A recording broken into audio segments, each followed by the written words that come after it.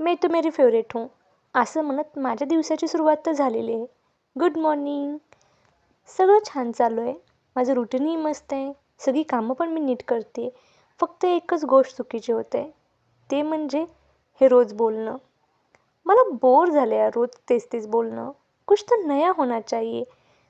असं थोडी एकसारखी गोष्ट मी रोजच करणार. पटत नाही आहे मनाला. मी आज थोडं विचार करते की काय वेगळं करता येईल.